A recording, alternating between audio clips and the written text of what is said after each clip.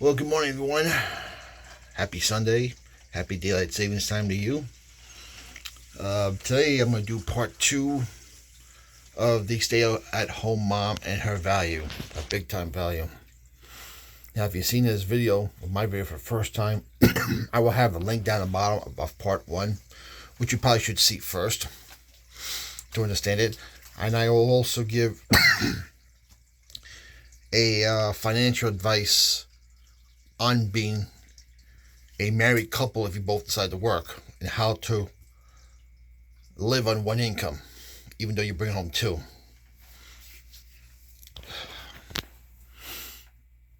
Now, for a lot of the feminists who saw last video, they'll say, oh, he just wants women home barefoot and pregnant. No, first of all, I encourage women to wear shoes. Second of all, if they want children, let them have children. Just be financially responsible about it. Don't just think you're going to have children, it'll just be great and all that stuff. It costs money. You don't think so? If you're a single person right now, buy a dog or a cat. And see how expensive things get for you. Food, water, vet care. You don't think vet care is expensive? Try taking your sick dog or cat to the vet and how much they charge these days. It is ridiculous. It's worse or just as bad as taking a person to the hospital with no health insurance.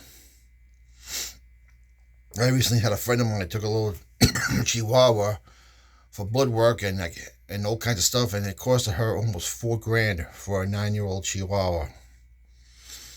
I know another one I just spent about $3,000 on an 11-month-old cat and ended up having to put it to sleep anyway.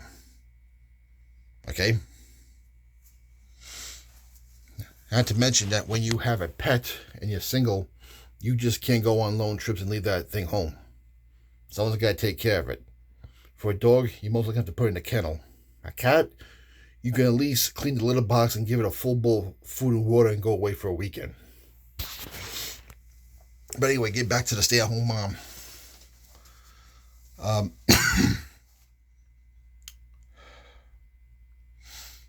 Now, for all you women that do want to be a stay-at-home and have a family, great. That's awesome. Because creating life is the greatest thing you guys do. And having the pleasure of molding a life is pretty awesome. Like I said in my last video, well, a few videos, my favorite job in the world is being a father. Even though I've accomplished a lot in my career, there's nothing like spending time with my daughter and molding her, having heart-to-heart talks with her, and watching her grow up. There isn't. But if you decide you're going to be a stay-at-home mother, a lot of this is where I'm going to agree with the feminist. Don't make the mistake of trying to plan your life that, all right, after high school, I'll do this for a couple of years, I'll meet someone, I'll get married, and we'll do this, that. Because anyone that's ever tried to plan their life will know it never works out. It never goes anywhere.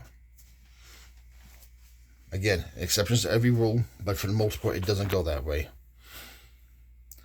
So, girls, if you dream of being a stay-at-home wife, even after high school, you should go to college or to a trade school and learn a skill or two.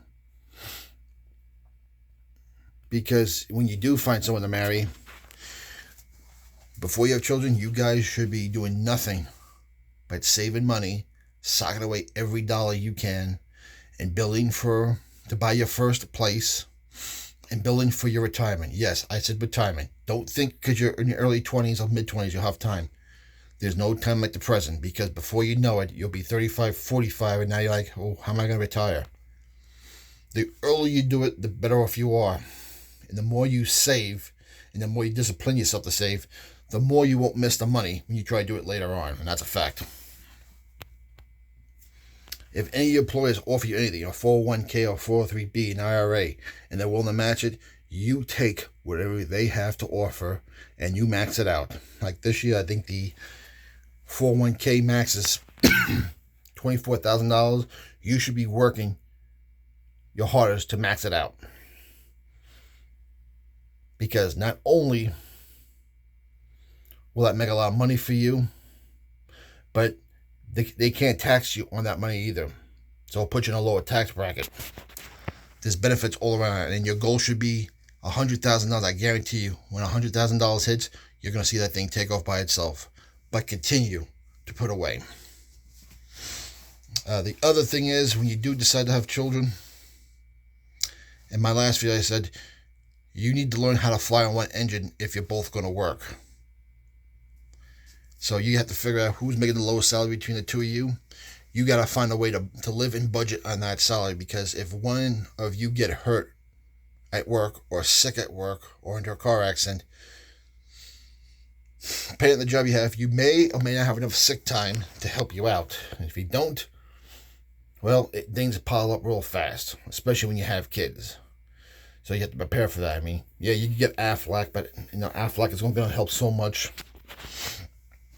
You need to learn how to live on one salary and the lowest salary. Now, if you are going to be a stay-at-home mom, well, this is where a skill may come in handy, because if you do have a spouse that gets hurt for any reason, he's got a blue-collar job, construction accidents happen all the time. Plumbers hurt their back all the time. So do auto mechanics, because of the yoga positions they got to put himself through to fix stuff. Anyone's done any type of light plumbing around their house will tell you that. Or any kind of auto mechanic work will tell you that. Or it could be a car accident. It could be a disease. And if your spouse goes down, you may have to go back to work until he's fully recovered. Or if he doesn't fully recover, you may have to take the load on yourself until he can go learn another skill and something he can do.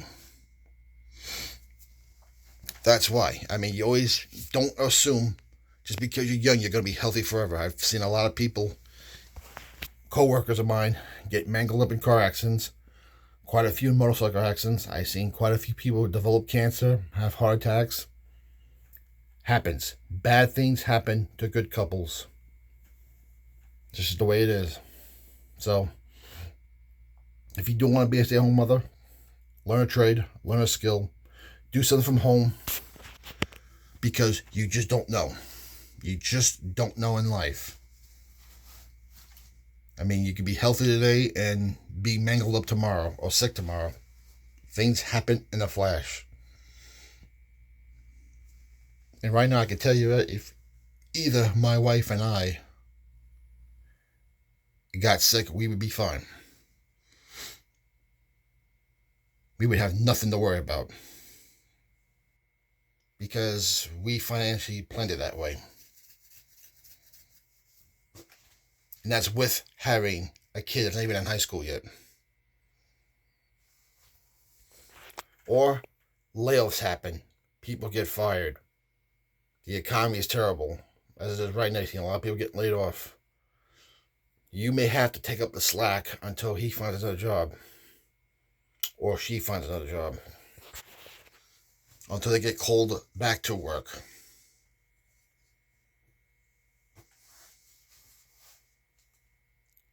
So, that's it.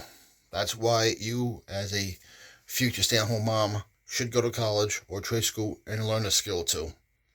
Because don't take it for granted you guys will be together forever, healthy. Or you'll never get laid off or fired. Things happen all the time to good people. Comments down below. What's your opinion? I'd like to know. Keep the country in prayer. Gen Z, Alpha, I'm praying for you. You need to turn this ship in the right direction. From this generation Xer, I'm telling you, a lot of lies they told you, they told me too. That's a fact.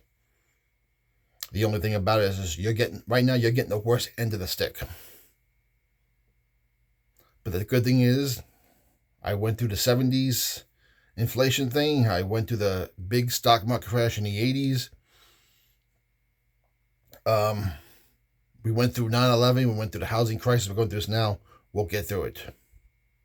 You think loans are expensive now? In the 70s, housing and auto loan rates were 15 to 17%. That's 10% more now. We'll get through it. But the whole thing is, If you're in debt right now, you're a single person, you need to get out of debt right away. And for you people who haven't gone to college yet, don't take out loans. Work your ass off. Pay for school in cash. Go to community college. Stay away from the new car loans and leases. Stay away from car loans altogether, even for a used one. Just buy your cars in cash and stay away from credit cards. And you too will have a lot of money to invest in your future or your piece of real estate. Anyway, let me know what you think. If you got any questions or if you got any criticisms, let me know. We'll talk to you later.